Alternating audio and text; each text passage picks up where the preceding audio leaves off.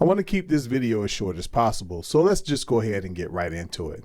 Now, on the subject of 30 FPS in Starfield, one question we need to ask ourselves is this: can games be enjoyed at 30 FPS? The answer to that is obvious because many of us have been enjoying games at 30 FPS for generations. That is, generations of gaming. But not every game is the same at 30 FPS. Some games that I've played at 30 FPS made me nauseous, while others played at 30 FPS seamlessly. I didn't get sick at all, and I very much enjoyed the game. I didn't notice any pop-in or anything like that.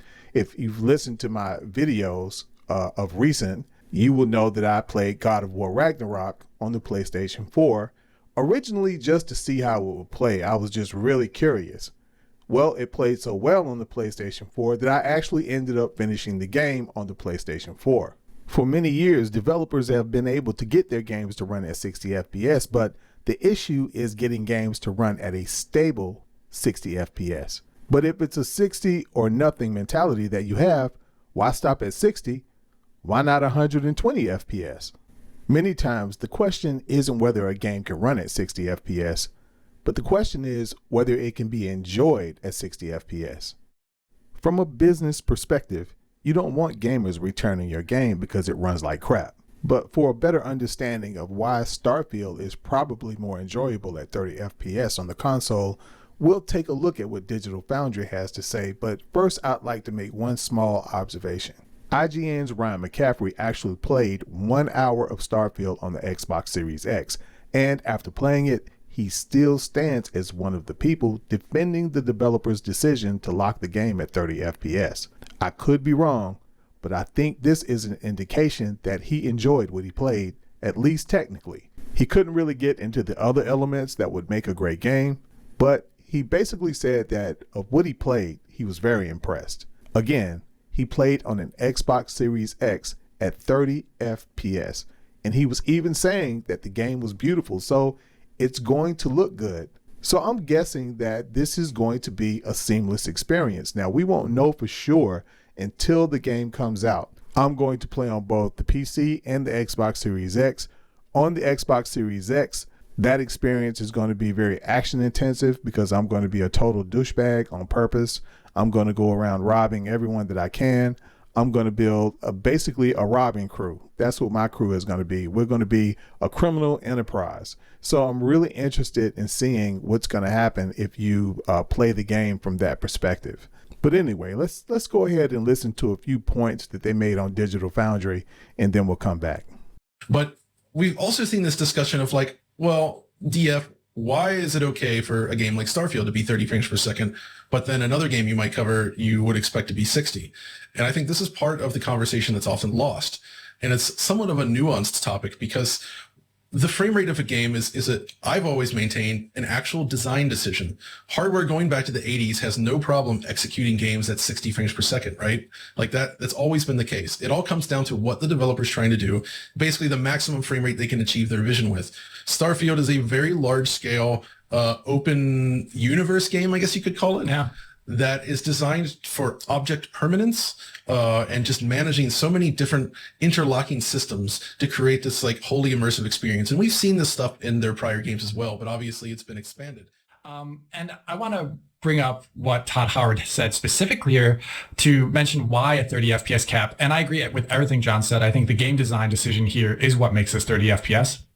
And Todd Howard's statement about it reinforces why, though, 30 FPS. Yes. So I'm going to read this off here. I think it'll come as no surprise, given our previous games, what we go for. All these huge open worlds, fully dynamic, hyper detailed, where anything can happen. And we do want to do that. It's 4K on the Series X and 1440p on this S. We do lock it at 30 because we want that fidelity. We want all that stuff. So that's talking about like the world. It's not just talking about the resolution. Right. I think that's a lot of confusion, right? He says the word fidelity, you think just graphics, but clearly, as he just noted, there's more to it than that. Yeah. So finally, let's get to my last question. It's really more of a poll than it is a question because I really want to hear from you guys in the comment section. Now, we always hear from developers that a game takes 5 to 6 years to develop. But if you consider the number of games that release unfinished, even after 5 or 6 years of development, it takes an extra year or two to bring them to full greatness. So I guess it's actually safer to say that it takes anywhere from 7 to 8 years to build a complete finished video game. Look how long it took No Man's Sky to finally become a great video game. I mean, looking at No Man's Sky, we can say that for some video games, it could take anywhere from 8 to 10 years to finally become a great video game. So considering these facts, let's imagine this. A developer has created an awesome game that currently runs at 30 FPS.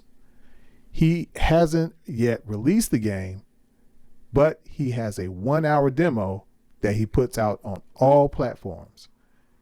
He says the release date will depend on the feedback that he gets from the demo. He releases the demo and gamers are loving it. They're finding everything about the game highly addictive.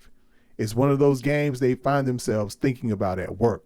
They can't wait to get home to play that same demo over and over, testing different things about the game and using different strategies.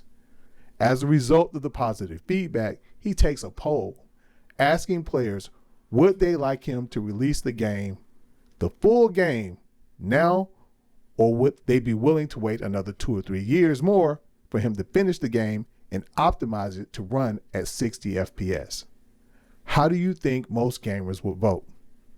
If they enjoyed the game and had no problems with it, I think it stands to reason that most of them would probably vote to release the game ASAP. After all, isn't that what games are all about? Enjoyment or fun? I'll be interested to hear what you guys think about this in the comments. Don't forget to like the video, and if you haven't already subscribed yet, well, go ahead and take care of that too. But until next time, stay safe.